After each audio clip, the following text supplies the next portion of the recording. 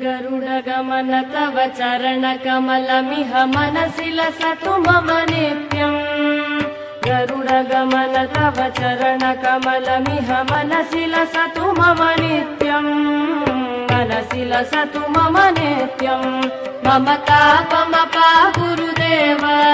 मम पापमपा गुरुदेव मम तापमपा गुरुदेव मम पापमपा गुरुदेव